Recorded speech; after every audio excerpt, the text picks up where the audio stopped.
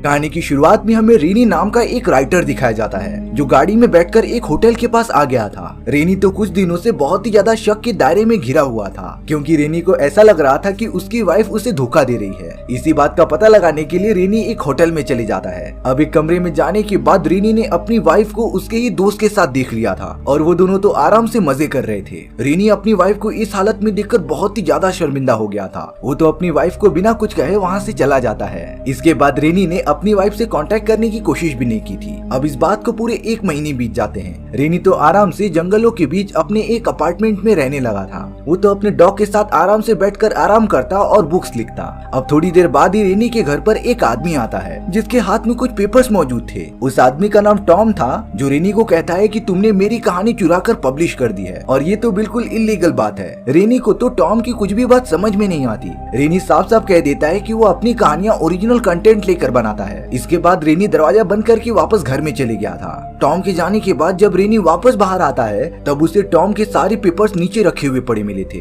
रेनी papers को तो उठा लेता है लेकिन वो उन्हें पढ़ता नहीं बल्कि डस्टबिन में डाल देता है। और अब रेनी अपनी नई किताब के ऊपर काम करने लगा था और अभी तक रेनी के दिमाग में यही घूम रहा था कि उसकी वाइफ ने उसे कैसे छोड़ दिया। जब रेनी वापस अपने डेस्क पर आता है तब उसे टॉम के सारे पेपर्स जो डस्टबिन में फेंक दिए थे वो रखे पड़े मिले थे। दरअसल उसके घर में काम करने वाली औरत ने ये पेपर्स यहाँ पर रख दिए होते हैं। और अब इन सारी चीजों के बाद रेनी पेपर्स को पढ़ना स्टार्ट कर देता है। थोड़ी देर बाद रेनी को शौक लगा कि टॉम की जो किताब है वो उसकी किताब से सेम टू सेम मेल खाती है। दरअसल रेनी ने 1995 में सीक्रेट वीडियो नाम से एक किताब पब्लिश की थी और टॉम की जो बुक थी वो रेनी के एक एक वर्ड से मेल खाती थी। लेकिन रेनी को तो ये बात पता थी कि उसने ये बुक सबसे पहले छापी है, पर अफसोस उस बुक की ज्यादा कॉपीज नहीं बनी थी। इसीलिए अब रेनी टॉम के पास आकर उसे सारी बातें बताने लगा था। लेकिन टॉम का सिर्फ एक ही सवाल होता है, अगर ये बुक तुम्हारी है तो इसका सबूत कहाँ है? फिलहाल रेनी के पास कोई भी सबूत नहीं होता। लेकिन रेनी को याद आता है कि सीक्रेट विंडो की एक कॉपी उसके एक्स वाइफ के घर पर रखी हुई है। लेकिन चाहे कुछ भी हो जाए रेनी अपनी वाइफ के पास जाना ही नहीं चाहता था। रेनी इस बात में और ना सोचते हुए आराम से सो जाता है। रात को उठने के बाद रेनी ने अपने दरवाजे पर एक नोट लिखा हुआ दिखाई दिया था। जब वो जाकर पढ़ता है तब उसमें लिखा था कि तुम्हारे पास सिर्फ 3 दिन का टाइम है और अगर ऐसा नहीं हुआ तो बहुत बुरा हो जाएगा। पुलिस को खबर करने की कोशिश भी मत करना। रेनी ये बात पढ़ता ही रहता है तभी अचानक से कुछ आवाज आती है और अब रेनी ये देखकर एकदम शॉक हो गया था कि उसके कुत्ते को किसी ने मार डाला है। रेनी इन सारी खतरनाक चीजों के पीछे टॉम को ही समझ रहा था। इसीलिए रेनी प्रोटेक्शन के लिए पुलिस कंप्लेन करने चला जाता है। उसने पुलिस वाले को सारी बातें बता दी पर अभी तक उसके पास कोई भी प्रूफ नहीं होता कि ये बुक उसकी है। हालांकि रेनी को अभी तक ये भी बात पता नहीं थी कि वो सारी चीजें टॉम कर रहा है, लेकिन फिर भी उसने प्रोटेक्शन के लिए पुलिस वालों को कह दिया था। अब रेनी डिसाइड करता है कि वो अपनी वाइफ के पास जाकर वो मैगजीन लेकर आ जाएगा। वो तो अपनी एक्स वाइफ के घर पर पहुंच भी जाता है, लेकिन जब उसने अपनी वाइफ को उसके फियांसी के साथ देखा तब रेनी बहुत ही ज्यादा गुस्सा हो गया था। वो तो अपनी कार मुड़ाकर वापस घर पर चले जाता है। लेकिन उस नोट में साफ साफ लिखा था कि पुलिस को कंप्लेंट करने की कोशिश भी मत करना, यानी कि रेनी के साथ कुछ खतरनाक घटना होने वाली है। अब रेनी के घर पर वो पुलिस ऑफिसर आ जाता है जो उससे पूछताछ करने आया था। हालांकि रेनी ने बता दिया था कि टॉम नाम का एक आदमी उसे परेशान करने की कोशिश कर रहा है। वो तो उसे जंगलों में फॉलो भी करता है, लेकिन टॉम के बारे में और ज्यादा कुछ पता ना होने के कारण पुलिस वाले स्ट्रिक्ट एक्शन नहीं लेते। वो तो रेनी की कंप्लेन सुनकर वहाँ से चले जाता है। इंस्पेक्टर के जाने के बाद रेनी के घर में से कुछ आवाजें आने लगती हैं। रेनी तो एकदम डर के मारे अंदर जाकर देखने लगा था पर अंदर कोई भी नहीं होता। रेनी तो बाहर आकर एकदम सोच में पड़ जाता है, पर तभी टॉम भी रेनी के सामने आ गया था और अब वो दोनों अपनी बुक सीक्रेट विंडो के बारे में काफी देर तक डिस्कस करते हैं। बातों ही बातों में उन दोनों का झगड़ा ही स्टार्ट हो गया था। टॉम तो रेनी को बहुत ज्यादा मारता है, साथ ही साथ उसने ये वार्निंग दे दी थी कि अगर 2 दिन में उसने प्रूफ नहीं किया कि सीक्रेट विंडो उसकी है तब वो बुक के पूरे राइट्स अपने नाम पे कर लेगा।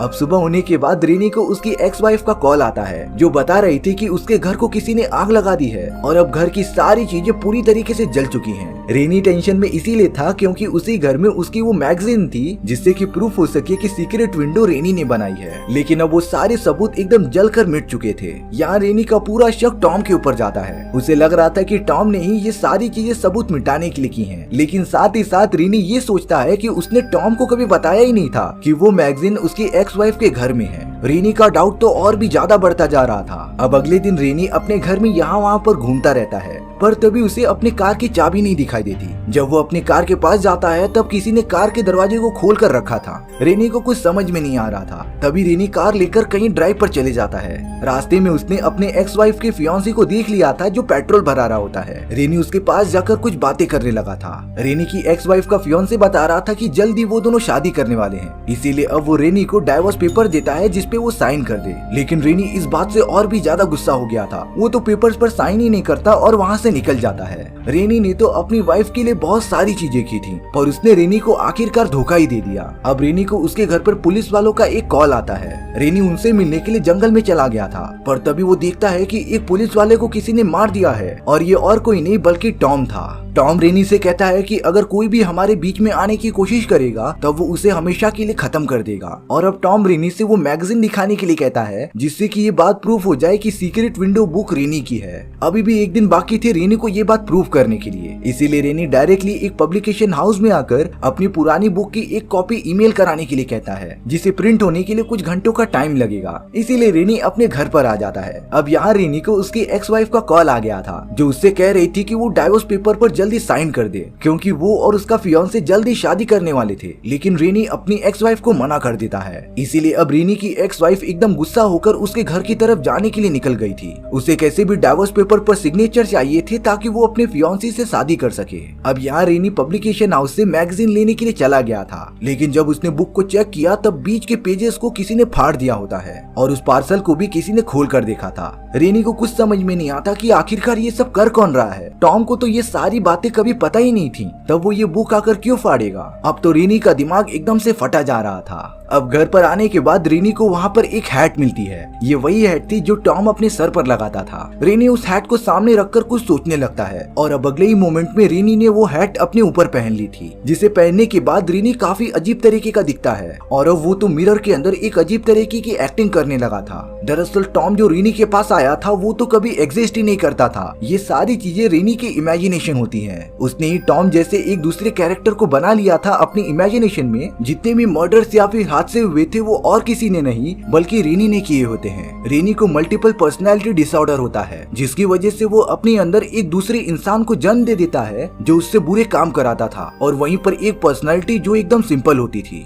यानी कि डॉग से लेकर पुलिस वालों को मारने तक सारा काम टॉम ने नहीं बल्कि रेनी ने किया था। वो हैट और कॉस्ट्यूम बदलकर अपने आप को टॉम समझने लगता था और जाकर लोगों को मारता था, क्योंकि रेनी कई टाइम से बहुत ज्यादा बीमार होता है, लेकिन उसका प्रॉपर इलाज आज तक हुआ ही नहीं था। अब यहाँ रेनी की एक्स वाइफ उसके घर पर आ जाती है डाइवोर्स पेपर पर साइन कराने के लिए, लेकिन उसने देखा कि घर के अंदर कोई है ही नहीं, चारों तरफ सामान बिखरा पड़ा है। रेनी की एक्स वाइफ ने देखा कि दीवारों पर हर जगह पर शूटर लिखा हुआ था। वो समझ जाती है कि ये सारी चीजें रेनी ने की थी, लेकिन रेनी दरवाजे के पीछे छुपा होता है जिसने दरवाजा बंद कर दिया था, और अब उसका लुक दूसरी पर्सनालिटी जैसा बन गया था जो एकदम निर्दयी और डरावना था। रेनी की एक्स वाइफ ये देखकर तुरंत भागने लग जाती है, लेकिन रेनी ने उसे पकड़कर मारना स्टार्ट कर दिया था। वो तो अपनी वाइफ पर जरा भी रहम नहीं करता, और अब रेनी के हाथ में एक रॉड थी जिससे कि वो अपनी एक्स वाइफ को मारना चाहता था। तभी वहाँ पर उसकी एक्स वाइफ का फियांसे आ जाता है। रेनी तो उसे भी नहीं छोड़ता, वो अपनी एक्स वाइफ के फियांसे को लगातार मारते हुए जान से खत्म कर देता है। और अब बारी थी उसकी वाइफ की। हालांकि रेनी की वाइफ बहुत ही ज्यादा गिड़गिड़ाती रहती है कि वो उसे छोड़ दे, लेकिन रेनी की बॉडी में अभी उसकी सेकंड पर्सनालिटी मौजूद थी जो बहुत ही ज्यादा गुस्सैल होती है, और अब रेनी अपनी वाइफ की बात ना सुनते हुए उसे जान से मार देता है। वो सारे मर्डर जो सिटी में आज तक हुए थे वो और किसी ने नहीं बल्कि रेनी के दूसरे पर्सनालिटी ने किए थे। हालांकि पुलिस वालों को एंड में ये बात पता चल जाती है कि वो सारे मर्डर्स रेनी ने किए हैं, लेकिन जब तक उन्हें रेनी की एक्स वाइफ और उसका फियांसे की बॉडी नहीं मिल जाती तब तक वो सब ये कोर्ट में प्रूफ नहीं कर सकते। और अब एक पुलिस ऑफिसर रेनी को वार्निंग देकर जाता है कि जैसे ही अगर उन्हें बॉडी मिल गई तब वो रेनी को लेकर जाकर जेल में बंद कर देंगे। रेनी को जवाब नहीं देता और अपने विंडो के बाहर देखता रहता है। उस विंडो के बाहर फ्रूट्स की खेती की जा रही थी